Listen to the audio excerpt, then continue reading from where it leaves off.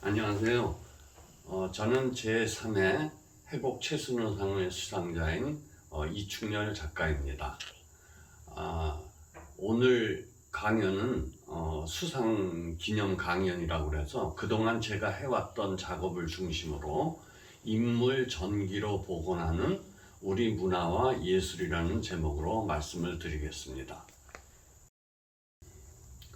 그동안 인물 전기를 제가 쓴 분들은 우리나라 근대의 대수장가이신 간송 전영필 선생님, 그리고 간송 전영필 선생님의 수제자였었고 제4대 국립중앙박물관장을 역임하셨던 해곡 최순호 선생님, 그리고 해곡 최순호 선생님의 절친이셨던 수화 김한기 화백, 그리고 해곡 선생님이 그 예술 정신을 사랑했던 단원 김홍도, 이렇게 네 분의 문화 인물 전기를 썼습니다. 왜 이 인물 전기를 썼냐 하면은 우리가 문화를 직접 들어가는 것은 사실 참 쉽지가 않습니다. 그러나 한 인물의 삶을 통해서 이렇게 그분의 행적을 살피면은 조금 더 쉽게 문화를 이해할 수 있고 또 문화를 접근할 수 있다고 생각하기 때문에 저는 지금까지 쭉 주로 전기만 쓰고 있습니다. 먼저 간송 전영필 선생님에 대해서 말씀을 드리겠습니다. 간송 전영필 선생님은 일제강점기 때 일본으로 유출되던 무수한 국보 보물급 문화유산을 막대한 사재를 들여서 지키신 우리 문화재 수호신이라 해도 과언이 아닐 정도입니다. 그래서 현재 그 당시에 지었던 간송미술관이 아직도 보존되어 있고 또 거기서 오랫동안 1년에 2번씩 정기 전시를 했고 그 다음에는 이제 대중들의 관심이 많아지셔서 동대문 디자인 플라자인 DDP에서 몇 년 동안 상설 전시를 하다가 지금은 이제 보수공사에 돌입을 했습니다.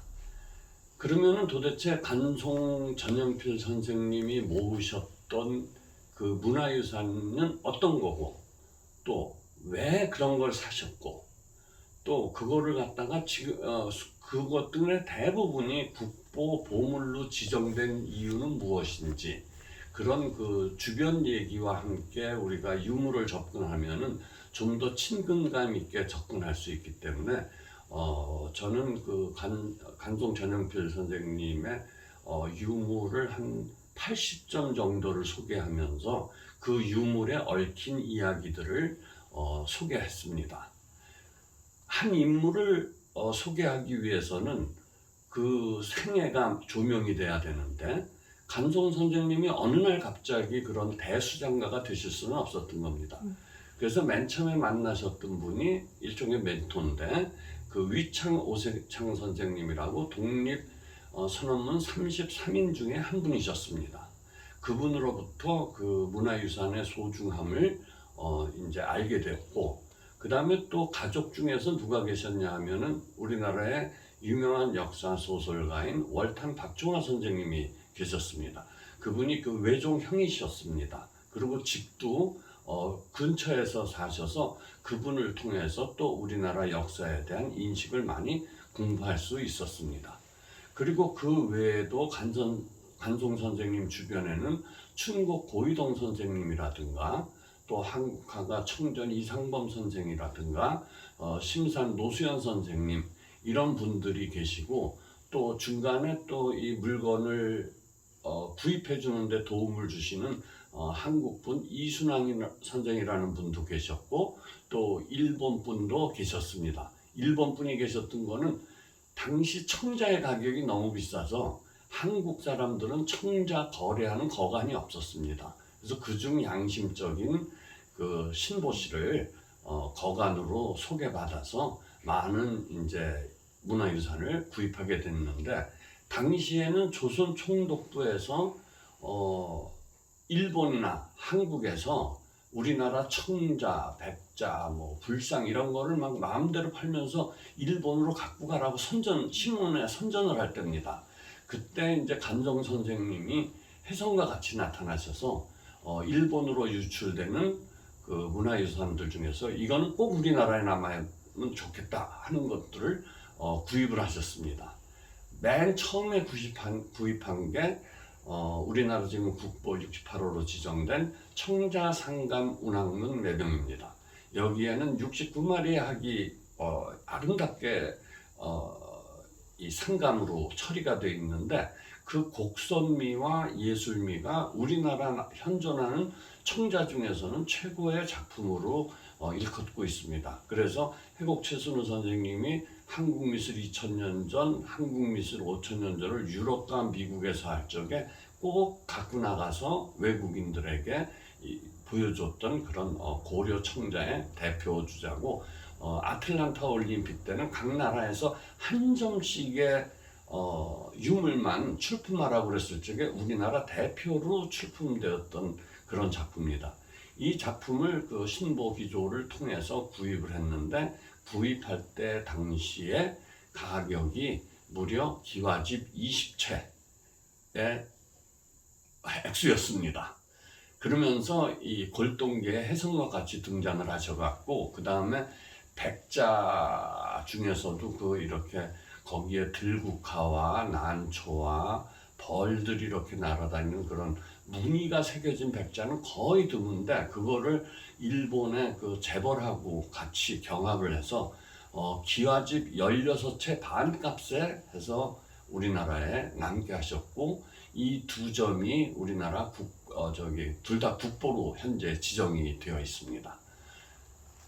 간송 선생님은 청자, 백자 이런 뿐 아니라 그림도 많이 모으셨습니다. 특히 그 해원 신윤복, 또 단원 김홍도, 그리고 가장 많이 모았던 거는 겸재 정선의 그림입니다. 해원 신윤복의 그림 미인도는 현재 보물로 지정이 되어 있는데 그 미소가 상당히 오묘하다고 그래서 동양의 모나리자로 불리는 그런 작품입니다. 그리고 이 미인도에 써 있는 왼쪽에 글씨를 통해서 신윤복의 본명이 신가원이구나 하는 것을 알게 된 결정적 단서를 제공하게 되었습니다. 그뿐 아니라 신윤복 가족사가 그려져 있는 아버지 일제 신한평의 그림도 해서 그 가족이 고령 신씨로부터 가족사가 고령 신씨라는 것도 알게 되었고, 그 다음에 해원 신윤복의 그 조선 말기의 그 풍속화첩, 그거 30적이 들어있는 거는 거의 사진으로 찍은 조선 후기 풍속집이다 라고 말해도 과언이 아닐 정도로 생생하게 묘사가 되어 있어서 그거는 국보 135호로 지정이 되어 있습니다. 그 그림을 보면은 그 당시에 기방의 문화라든가 양반들의 문화, 그 다음에 칼춤은 어떻게 쳤었는지, 그 다음에 또 선술집이라는 게 실제로 어떤 모습이었었고 거기에 드나드는 사람들이 어떤 사람들이었었는지, 심지어는 그 앞에서 싸움을 하는 게 어떤 모습이었었는지까지 생생하게 그 남겨진 작품으로서 그런 거를 통해서 우리는 조선시대 후기의 풍속사가 복원될 수 있고, 이 작품, 이 화첩은 그 간송 이미 일본으로 건너가 있는 거를 간송 선생님이 일본에 가셔서 되사오신 그런 아주 소중한 문화유산입니다. 그럼 간송 선생님의 삶과 그 수집을 보면은 자연히 조선시대 그림, 그 다음에 또 고려시대 청자, 심지어는 삼국시대 불상,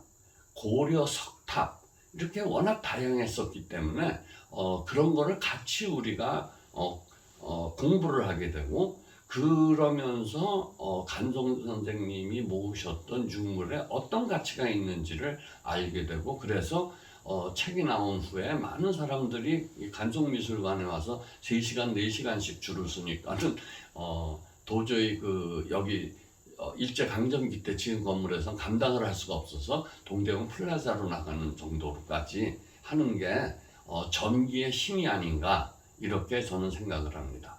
그럼 간송 선생님의 가장 큰 업적은 무엇이었을까? 뭐 다 훌륭한 업적이지만 그 중에 최고를 꼽으라면은 훈민정음 해례본입니다.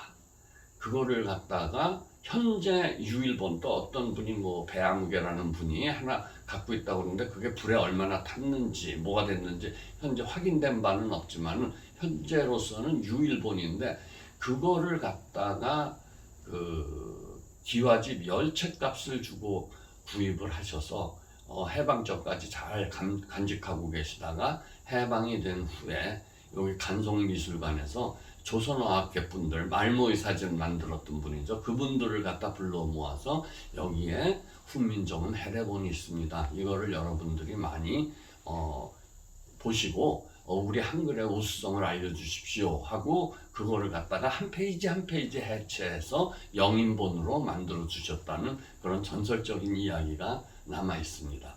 그래서 간송 선생님은 재산을 아끼지 않고 모은 게 무려 5,000점. 그 중에는 서화, 그러니까 글씨도 많이 있습니다. 추사 김정희의 글씨도 있고 뭐 굉장히 많습니다. 그래서 그런 것들을 갖다가 여기 간송미술관에서 모아서 전시를 해서 간송미술관 들어가면은 왼쪽 위에 보이는 데다 뭐라고 썼냐면 위창 오세창 선생님이 보화각이라고 이름을 지어주셨습니다.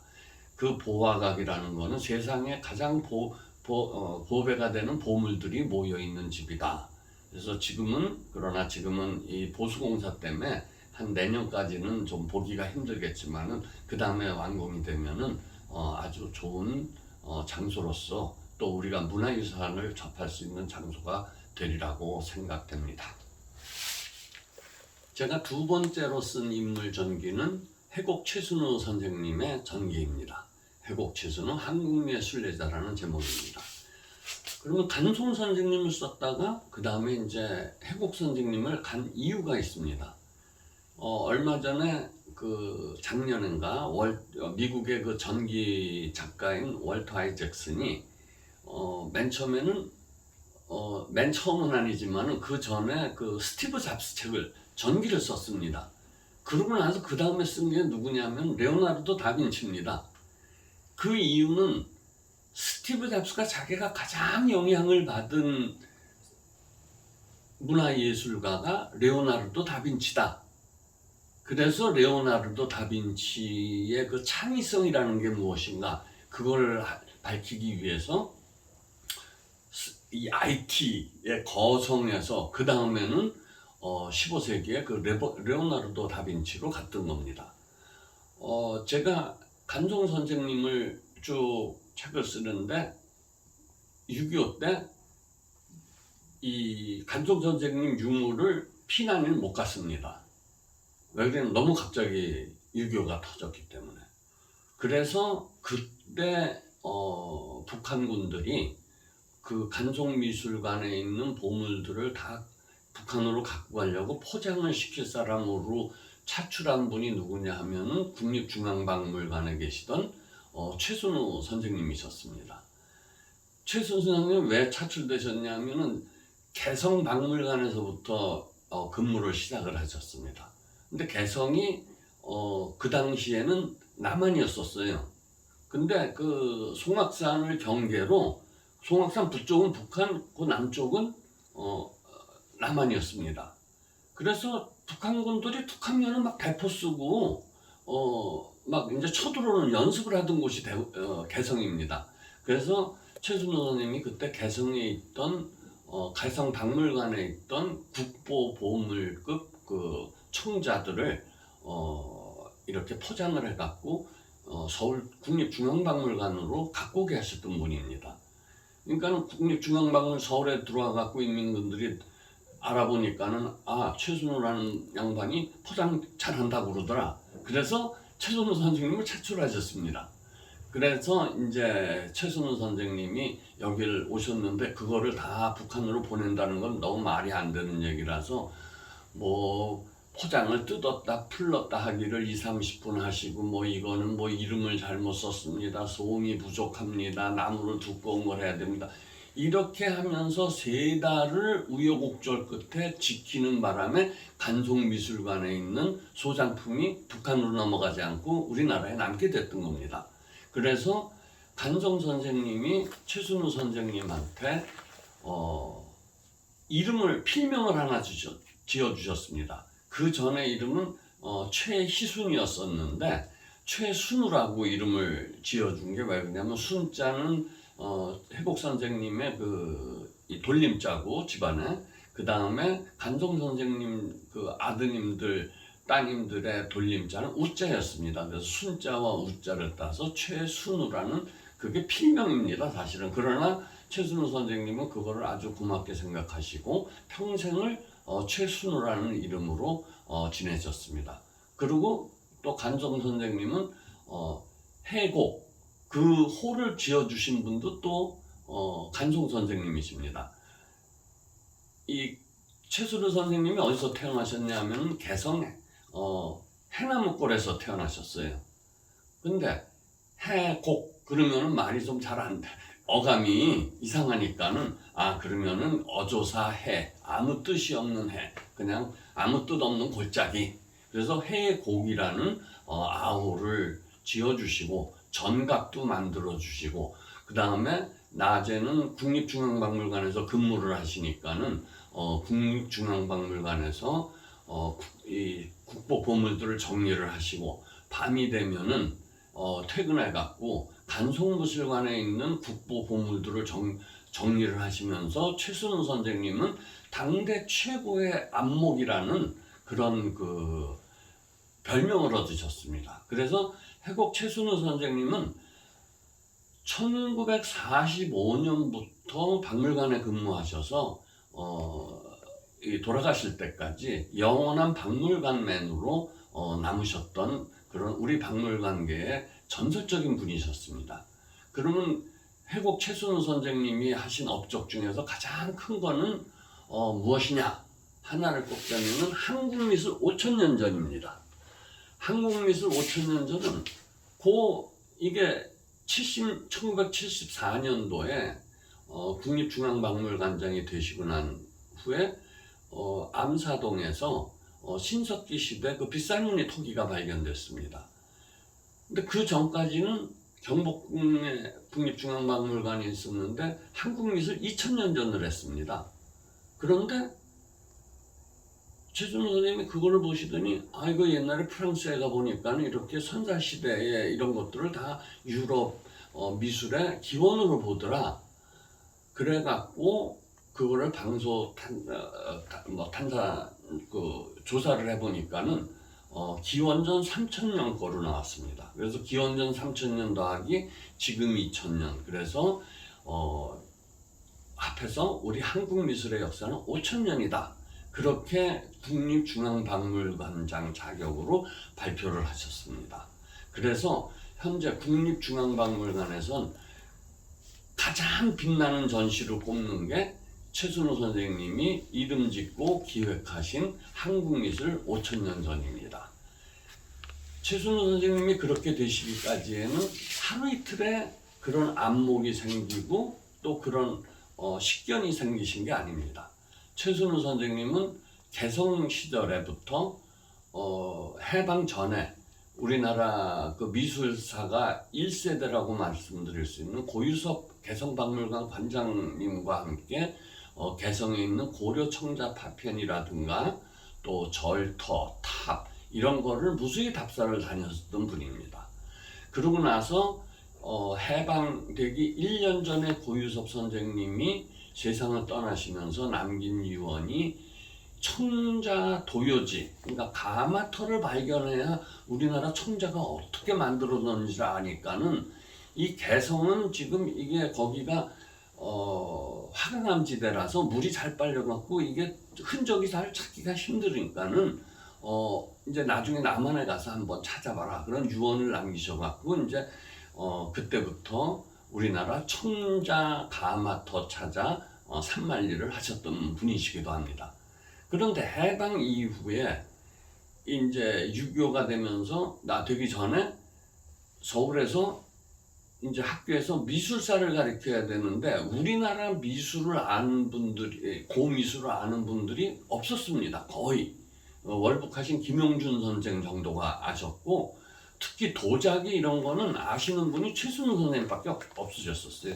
그래서 최순우 선생님이 1947년에 서울신문에 발표한 도자기에 관한 글이, 그 선생님이 600편 정도의 글을 쓰셨는데, 최순우 선생님이, 그것이 우리나라 최초의 문화유산에 대한 글이라고 말씀드릴 수가 있습니다.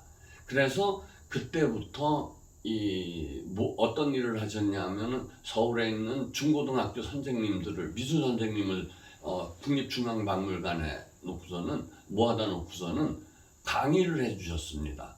우리 도자기의 역사, 백자, 청자 이런 거를 이제 최순우 선생님이 하시고, 다른 분들은 주로 역사에 대한 거를 강의해 주시고, 그래서 그때부터 도자기와 미술사에서는 최순우 선생님이 독보적인 그런 존재로 자리를 잡으셨습니다. 그래서 그 여러 가지 사진들이 있는데 보면은 다 기라성 같은 분들하고 함께 사진을 찍으셨는데, 최순우 선생님이 이제 간송 소장품을 잘 지키시고, 그 다음에 이제 우리가 구입한 서울 수복이 됐어요. 그러니까는 그때 미군정에서 뭐랬냐면, 언제 또 다시 저기서 우리가 전선이 밀릴지 모르니까 국립중앙박물관 거를 포장해서 부산으로 피난을 시켜야 된다. 그래서 이제 그때 쭉 피난을 포장을 하셔서 기차 한 7, 8량의 칸에다가 이제 다 실어 보냈는데, 그게 다 싣고 가지를 못했습니다. 그러고 나서 이제 내려갔다가 부산에서 다시 전세가 역전이 돼서 서울로 잠깐 탈환을 했을 적에 김재원 일대 박물관장님이 최순우 선생한테, 포장 전문이니까는 가서 거기 옛날에 중앙아시아 유물이 있는데 그게 세계적 유물이다. 그러니까 그걸 좀 포장해서 갖고 내려와라. 그래서 혈혈 단신으로 서울을 올라오십니다. 돈 얼마 주셨대요.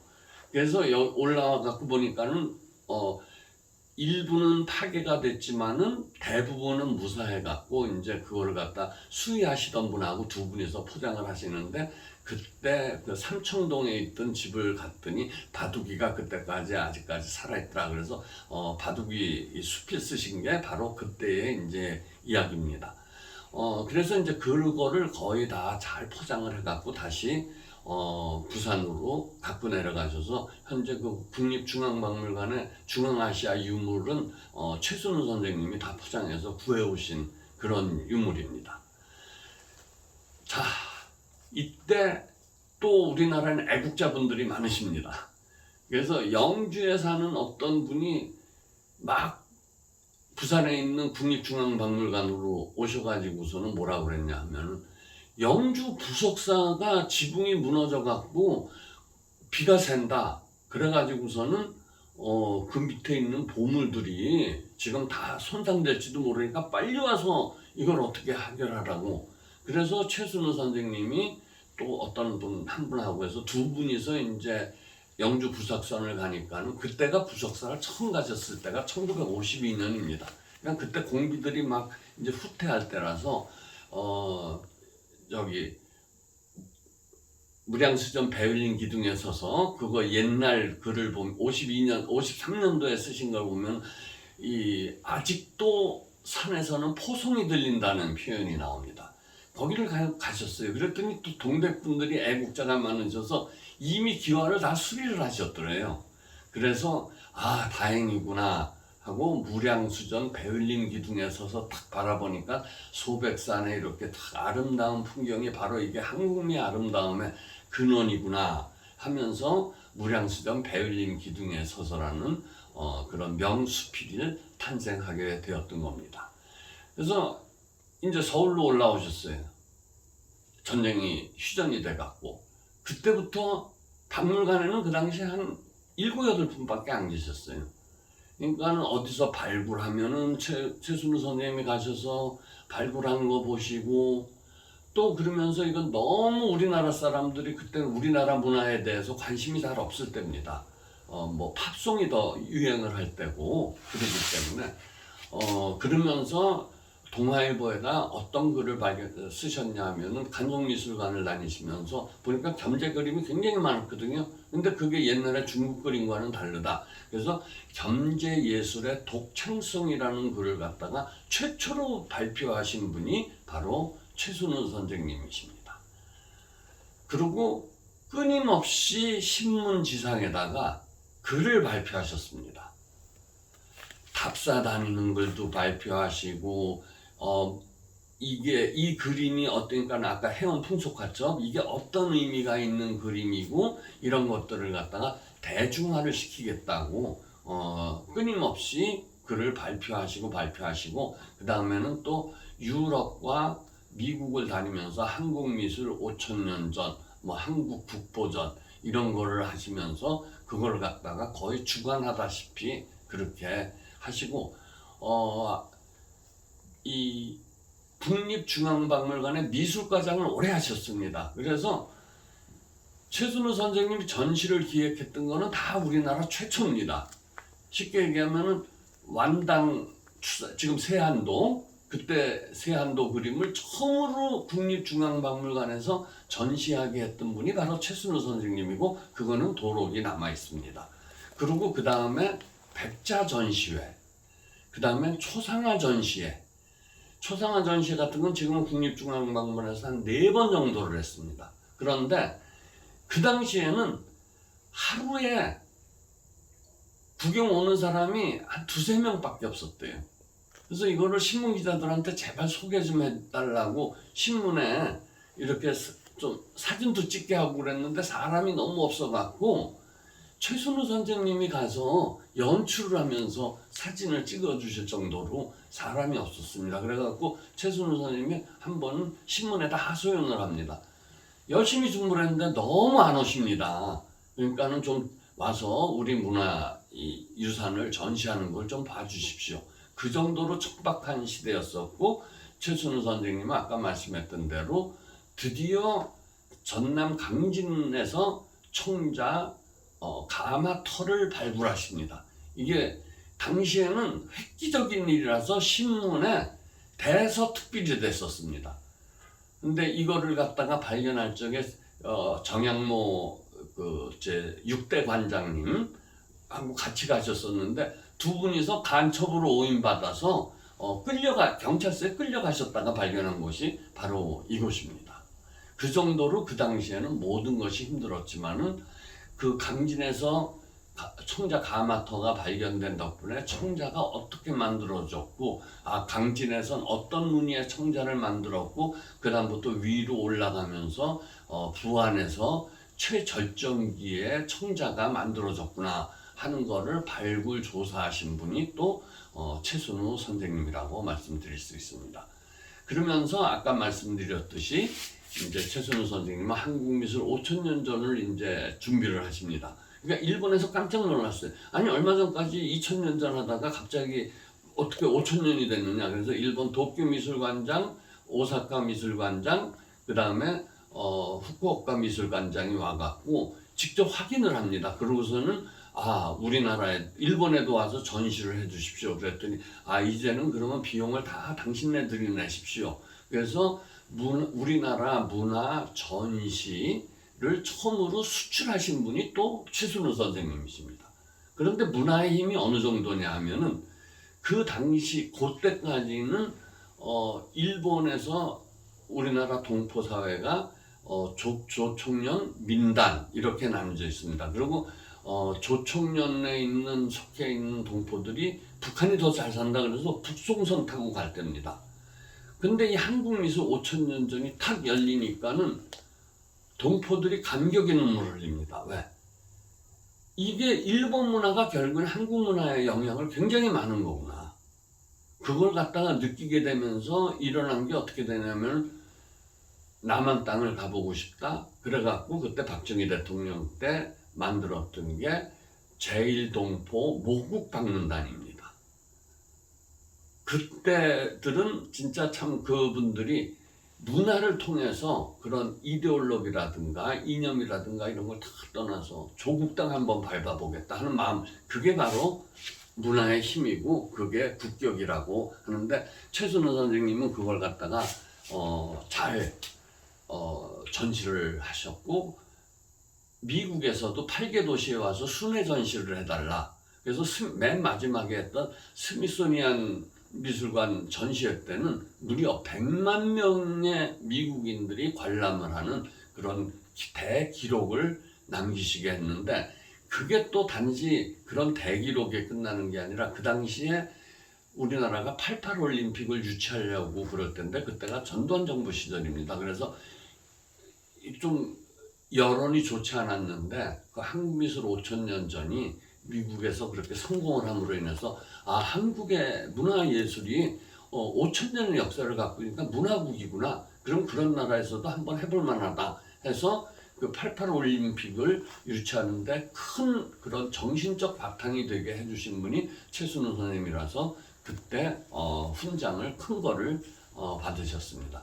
그리고 그 한국미술 5,000년 전을 유럽, 그러니까 영국, 프랑스, 맨날 독일 이런 데서 이제 준비를 하시다가 결국에 여기 최순호의 집에서 세상을 건강을 못 돌보시다가 사망을 하시면서 이제 세상을 떠나셨습니다. 그래서 근데 그 다음에 이제 한 10년쯤 지났는데 이 집을 빌라로 만들겠다고 그러니까는 그 지금 이사장님이신 관장님이신 그 김옥남 선생님이 가시다가 이 최순호 선생님 집은 이거는 너무 잘 그 우리나라 조선시대 중반에 그런 선비의 집을 잘 복원해 놓은 집이기 때문에 보존해야 된다. 그래서 시민문화유산 제1호로 시민들의 자발적 모금으로 해서 여기 최순호의 집을 시민문화유산 제1호로 해서 보존하게 되었습니다. 그런데 여기서 최순호 선생님 집을 잘 보면은 몇 가지 재미있는 사실이 있습니다. 하나는 앞에 조그만 연못을 만들고 뒤에는 괴석에다 이끼를 키우던 괴석이 있습니다. 그 다음에 요 뒷마당에는 당호를 오수당이라고 했습니다. 그게 다 어디에 있었느냐? 그게 단원 김홍도에서 나온 겁니다. 그 부분이 연결이 돼서 결국에는 제가 다시 단원 김홍도에 전기를 쓰게 되었던 계기가 되었습니다. 이 최순호 선생님 집 뒷뜰에 오면은 오수당이라는 그 현판이 있습니다. 그거는 그 단원 김홍도의 그러니까 단원 유목첩에서 발견된 글씨를 친구분이 이렇게 복각을 해주신 겁니다. 봐주신 거예요. 단원 유목첩은 최순호 선생님이 1968년도에 덕수궁 미술관, 옛날에 이완가 미술관이 있었는데 거기에 있던 유물을 국립중앙박물관과 이제 합치자. 그래서 그 유물 정립을 하시는데 어떤 서첩이 나온 거예요. 글씨가 그림을 한 점도 없는 글씨만 있는 첩이었었어요. 근데 단원이라는 글자가 뭉개져 있었습니다. 그래서 그냥 유목첩 이렇게 돼 있었습니다. 그리고 그 밑에 불효자 그 아들 이름이 양기가 이제 이거를 만들었다. 근데 그 당시에는 김홍도의 아들 이름을 아는 분들이 별로 많이 없었을 때입니다. 그래서 처음에 이제 이렇게 그거를 갖다 하나하나 들춰보신 것 같아요. 근데 보니까는 오수당이라는 글씨가 있는데 아주 명필이에요. 그래서 이게 누군가 하고 이렇게 계속 넘어가다 보니까는 거기에 단원이라는 이름이 나오고, 놀랍게도 내가 60살 되던 해에 이 글을 쓰다라는 게 나왔습니다. 그 전까지는 단원 김홍도가 몇 년도 출생인지를 몰랐었습니다. 그래서 월북하신 근원 김영중 선생님하고 고유섭 선생님하고 오랫동안 논쟁을 벌이기까지 했었던데, 60년 되던 해에 이 글을 쓴다 하는 게 나옴으로써 이제 단원의 출생연도가 밝혀지고 아들에게 보낸 편지까지 있었습니다. 그 아들에게 보낸 편지는 참 내가 지금 병들어서 시골에 있는데 너 서당 선생님한테 보낼 월사금이 없어서 참 미안하기 짝이 없다. 그러니까는 그냥 어떻게 넘겨봐라. 이런 그 눈물의 편지까지 그게 있어서 그 당시에 그 박물관에서 나오는 잡지에다가 단원이 몇 년도 출생이다, 어떤 행적이 있었다 하는 거를 남기는 논문을 발표하셨습니다. 그러면서 그 당시에 지금은 그 그림이 지금 어디에 있는지 모르는데 단원이 이거 내 집을 그린 그림이다 하고 쓴 단원도라는 그림이 있었습니다. 그 당시에 그것이 그 최순우 선생님이 편집하신 큰 그림책에 들어가 있는 그림이에요. 거기에 이렇게 단원도에 보면은 집 앞에 조그만 우물이 하나 있고 또 그 옆에는 이끼가 있는 그런 바위가 하나 있습니다.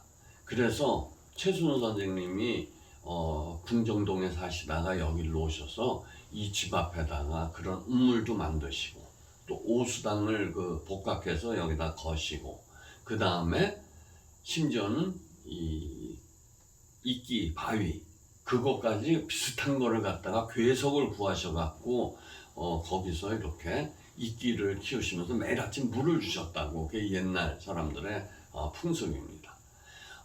그런데 또 하나 최순우 선생님 사진을 찾아보면 재밌는 사진이 있습니다. 이 앞마당에 보면 파초를 키우셨어요. 왜 파초를 키우셨을까? 저는 맨 처음에 잘 몰랐는데 단원 김홍도하고 연결되니까는 단원 김홍도가 파초를 굉장히 사랑해서 파초 그림이 많습니다. 그래서 파초 위에서 생황을 두는 그림도 있고 파초 위에다가 글씨를 쓰려고 붓과 벼루를 넣은 그림도 있었습니다. 그래서 최순우 선생님이 그 김홍도의 풍모 그다음에 그 예술을 흠모하셨구나. 그래서 이제 단원 김홍도라는 인물에 대해서 저도 이제 다시 알아가기 전기를 한번 써보려고 그랬는데 의외로 단원 김홍도에 대해서는 잘못 알려져 있던 부분들이 상당히 많았었습니다. 왜냐하면 그 단원 김홍도는 중인 화원이었습니다. 화원은 그 당시에 표현이 심지어 화공이라고까지 하는 표현이 나옵니다. 그런데 영조와 정조의 총애를 받아서 뭐 승승장구하고 벼슬 그래서 참 이상해요. 그리고 출생지도 잘 안 밝혀졌고 그래서 전기를 이렇게 그 생을 이렇게 복원하다 보면은 출생지도 당연히 나오고 행적도 나오고 그러면 그림의 연원이 나옵니다. 쉽게 얘기하면은 김홍도 그림 중에서 어살 그림이 있습니다. 물이 바닷가에서 물이 빠지면 거기에 고개 걸리는 게. 자, 그럼 그 그림은 어떻게 그렸을까? 안산 앞바다가 그 어장이었습니다. 그럼 안산에 살았다는 기록은 강세왕의 기록을 통해서 나오는데 그러면 안산에서 태어났을까? 옛날 사람들은 자기 출생지를 자기 벼로로 만든 분들이 많았습니다. 그러니까는 예를 들면 율곡 선생님이 밤나무골에서 태어났습니다. 밤나무를 깨웠더니 율곡입니다. 해곡, 해나부골에서 태어나셨습니다. 그래서 해곡입니다. 그러면은 그 단원의 맨 처음에 호가 서호입니다. 자, 서호가 어디냐? 그걸 갖고 그동안 미술사학자분들은 대부분이 한강을 서강이 있는데 거기를 서호라고 불렀다. 또 어떤 분은 중국에 서호가 있는데 그 단원 김홍도가 그 중국의 그림을 흠모해서 서호라고 쳤다. 그런 얘기들이 있었는데 안산에 가면은 그 안산 앞바다를 서호라고 불렀어요. 그럼 그 증거 있느냐? 성호이익 선생이 그 안산 앞바다에 사셨었는데 그거를 갖다가 서호라고 안산 앞바다를 서호라고 불렀다 하는 게 성호이익 전집에 나옵니다. 그래서 서호라는 호가 안산이고 그 다음에 그 다음 호 단원은 또 뭐냐? 이게 중국의 이유방의 호가 단원이라서 단원으로 했을 거다. 역시 단원은 중국을 흠모했다. 이때까지 이랬었는데 평안 강세왕의 그 친구들의 문집에 보면은 평안 강세왕과 함께 그 안산 그 뒷동산에 가서 논 곳이 바로 박달나무 10그루가 있어서 우리가 단원이라고 이름을 불렀다 하는 기록이 나옵니다. 단원도 안산에 있는 겁니다. 그 다음에 단구. 이거는 또 뭐 어디냐, 저기 그 전에 저기 그 충청도에 내려갔을 적에 제천이 있고 뭐 이런데 단양이 있고 그러니까 거기는 단구가 많으니까는 다 그래서 단구라고 그랬나 보다 그랬는데 그것도 아니에요. 단구는 바로 단원 옆 언덕을 우리는 단구라고 불렀다 하는 기록이 다 나옵니다. 그래서 단원 김홍도는 안산 출생이고 안산에서 자랐기 때문에 어살과 같은 그림도 그릴 수 있었고, 또 풍속화 중에서 이 어머니들이 이렇게 광주리에다가 생선 2구선은 노량진으로 가는 그런 그림이 있는데, 그것도 바로 거기에 여인들이 노량진까지 80리 길을 왔다 갔다 하면서 생선 팔던 그런 그림이다. 이제 그렇게 해서 단원은 이제 출생지를 알게 되고, 그러면서 단원, 단구 이런 호의 연원이 무엇인지도 제대로 알게 되는 겁니다. 그러면 단원 풍속화에 보면은 대단히 잘 흔히 볼 수 없는 그림들이 많습니다. 예를 들어서 말 발굽, 징 박는 그림 같은 게 있습니다. 서울 시내에서는 그때 거의 그런 데가 없었습니다. 왜 그러냐면은 그게 뚝섬에 말 방목, 살고지 목장이 있었습니다. 근데 단원은 뚝섬에 근처에 가서 근무한 적이 없었습니다. 그러면 도대체 그게 어떻게 됐어요? 이때까지 밝혀지지 않았던 게 어디서 나오냐면, 승정원 일기에 보면 울산에 가서, 울산 목장에 가서 근무를 합니다.